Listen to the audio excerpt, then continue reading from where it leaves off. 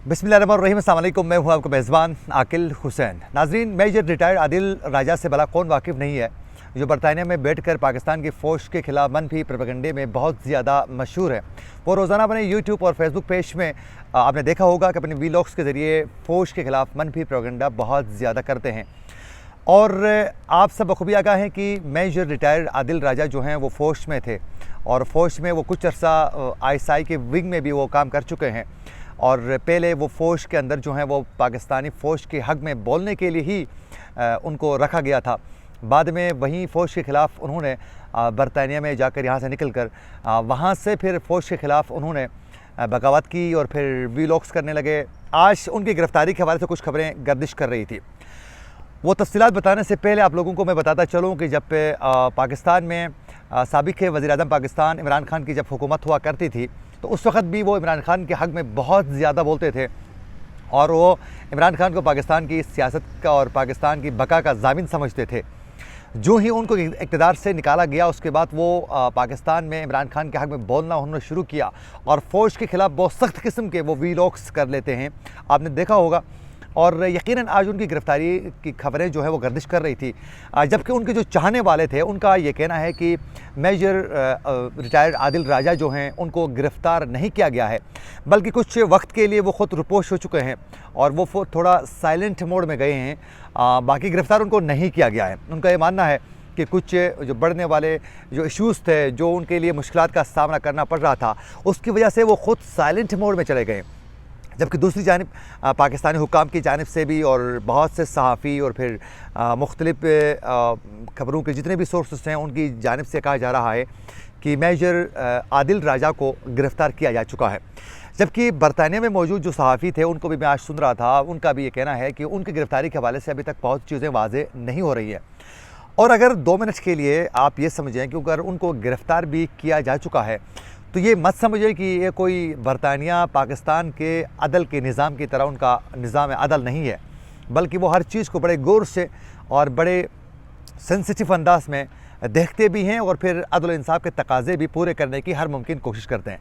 ये तो बदकिस्मती है कि पाकिस्तान जैसे इस्लामी जमहूरियत पाकिस्तान जो मुल्क है, वहाँ इस्लामिक कवानीन और कवायद व ज़वाबित और फिर इस्लामी जो उसूल हैं उस पर पाबंदी के साथ अमल करना तो दूर, कोताही तो दूर, इसमें बड़े बड़े ब्लंडर्स मारे जाते हैं और अदल और इंसाफ के यहाँ धज्जियाँ उड़ाई जाती हैं। तो ये पाकिस्तान में मुमकिन है, ये बरतानिया में किसी सूरत मुमकिन नहीं है। अगर 2 मिनट के लिए समझा जाए, अगर आदिल राजा को गिरफ़्तार किया भी जा चुका है, तो मेजर आदिल राजा को मैक्सिमम 24 आवर्स के लिए या फिर 36 आवर्स के लिए, 24 घंटे या 36 घंटे के लिए उसको अपने पास रख सकते हैं बरतानिया की पुलिस, और फिर उससे इन्वेस्टिगेट करने के बाद, मामले के हवाले से तफ्तीश करने के बाद उनको केस की नोयत को मद्देनज़र रख कर उसके हवाले से डिसीजन लिया जाता है। तो ये अगर गिरफ़्तार हो भी चुके हैं तो फिर 24 घंटे या फिर 36 घंटे अपने पास अगर रख लेते हैं तो नॉट अ बिग डील, ठीक है।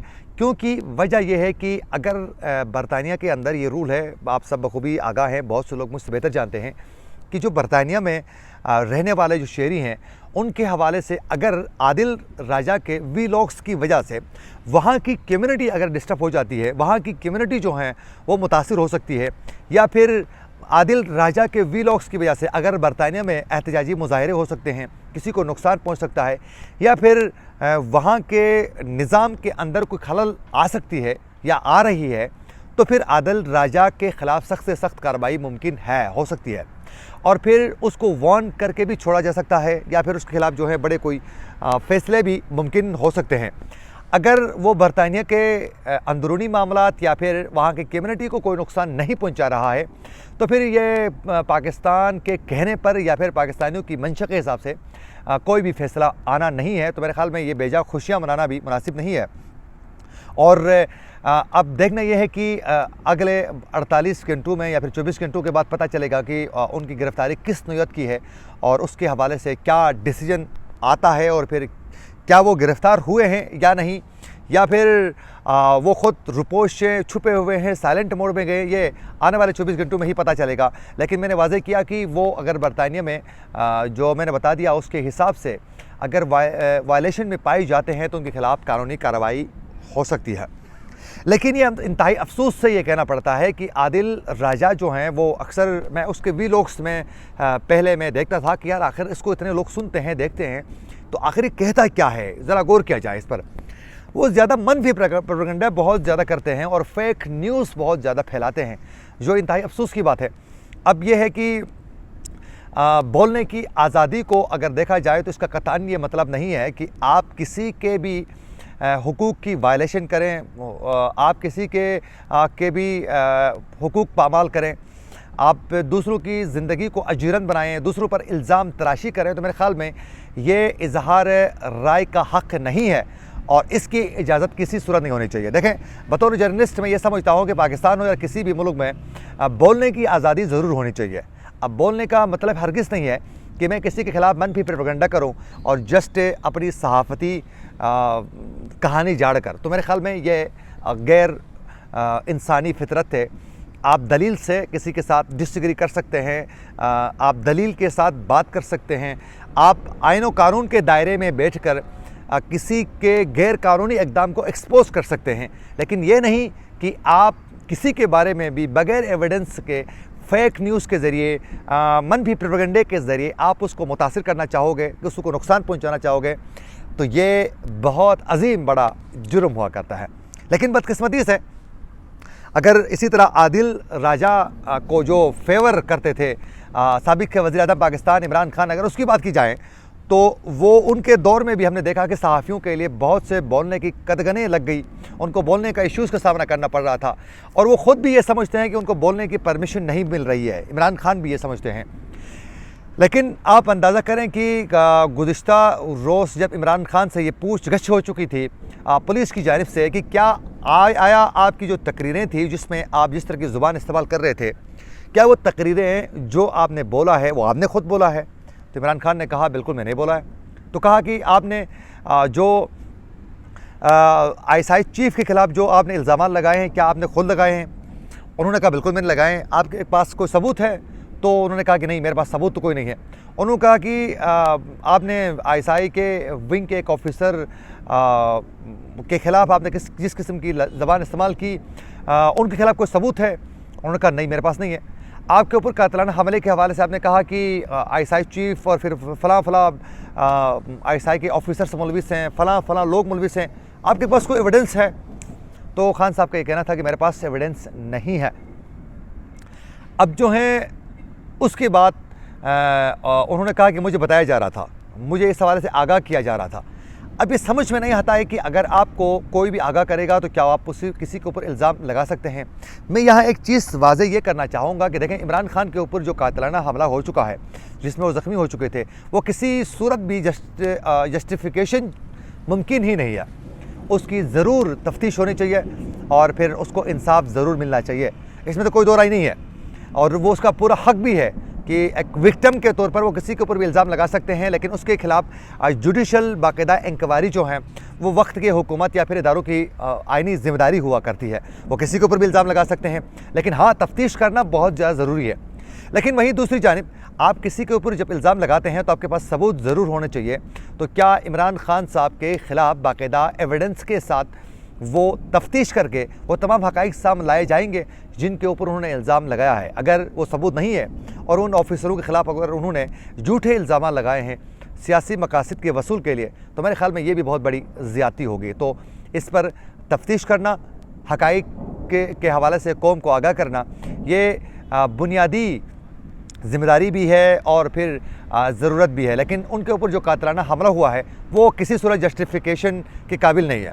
अच्छा, वहीं दूसरी जानिब यकीनन उसके ख़िलाफ़ तफ्तीश ज़रूर होनी चाहिए, लेकिन ये इमरान खान के ख़िलाफ़ जो कहा गया है कि इस वक्त किसी भी उसमें मीडिया चैनल में, TV चैनल में, किसी भी अखबार में उनका नाम न लेना, उनके हवाले से कोई टिकर न चलाना, खबर न चलाना, उनके ख़िलाफ़ कोई उनका नाम इस्तेमाल न करना और बिल्कुल उसको पाकिस्तान की मीडिया से बिल्कुल साइड किनारा करके उनके नाम तक चलाने की परमिशन न देना, यह बहुत बड़ी नाइंसाफ़ी है और ये प्रैक्टिस बहुत पुरानी हो चुकी है। मेरे ख़्याल में ये प्रैक्टिस मुनासिब भी नहीं है।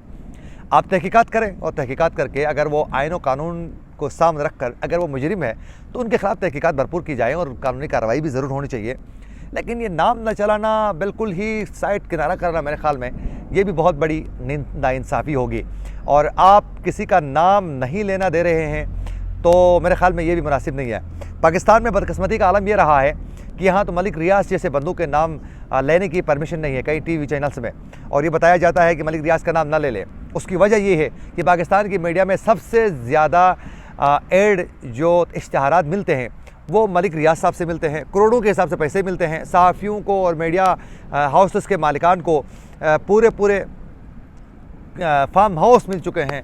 तो फिर वो इस वजह से भी खामोश रहते हैं। और फिर साथ साथ इश्तहारात का भी मामला है। तो मेरे ख़्याल में इमरान खान ने जितना भी बोला है, इल्ज़ाम लगाए हैं, उनकी तहकीकात होनी चाहिए और फिर हक़ाइक़ कौम के सामने आने चाहिए और उनको ब्लैक लिस्ट में डालकर बिल्कुल ही उनका नाम न चलाना देने की परमिशन ये भी मुनासिब नहीं है। और जहाँ तक के आदिल राजा की बात है तो ऐसे लोगों को मेरे ख़्याल में दुनिया के जिस मुल्क में भी हो, किसी के ऊपर झूठे इल्ज़ामात के साथ इस तरह प्रोपेगेंडा करना और उनको परमिशन देना और फिर उनको कोई सेफ़ जोन में रखना, मेरे ख़्याल में ये हक़ और सच के साथ बहुत ज़्यादा नाइंसाफ़ी होगी। हमेशा इख्तिलाफ़ करें हक़ और सच के साथ, दलील के साथ, और फिर आप डिफेंड करें दलील के साथ, ना कि किसी के ऊपर इल्ज़ाम लगाएं। अगर आपका दुश्मन भी गलत कर लेता है तो आपके पास एविडेंस नहीं है, और फिर एविडेंस है तो बोले नहीं है, तो फिर आप अपने दुश्मन को ज़ेर करने के लिए झूठा प्रोपेगेंडा नहीं करना चाहिए। तो मेरे ख़्याल में ये गैर इंसानी फितरत है और ये शरअन भी बहुत ज़्यादा जुर्म है, क्योंकि कुरान वाज़े तौर पर कहता है, जिसका मफ़हूम कुछ इस तरह है, अल्लाह माफ़ करे कोई गलती हो जाए मुझसे, कि कुरान कहता है किसी के ऊपर अगर मालूमात न हो तो आप किसी पर बुख्तान नहीं लगा सकते हैं। आप किसी के ऊपर जो झूठी खबर जब तक तस्दीक नहीं हो उसको आगे नहीं फैलाते हैं। अगर फैलाते हैं तो आप दुनिया के सबसे बड़े मुजरिम हैं। इसी के साथ आप लोगों से मैं इजाज़त भी लेना चाहूँगा। इस वक्त इस्लामाबाद का मौसम बड़ा ज़बरदस्त हो चुका है और हल्की हल्की पहले बारिश हो चुकी है, अब मज़ीद बारिश का मौसम है और हल्की हल्की बारिश शुरू भी हो चुकी है और इस वक्त गरज चमक के साथ बारिश हो रही है। इस्लामाबाद का मौसम बड़ा ज़बरदस्त हो चुका है। इसी के साथ आप तमाम दोस्तों से इजाज़त लेना चाहूँगा। खुदा हाफ़िज़।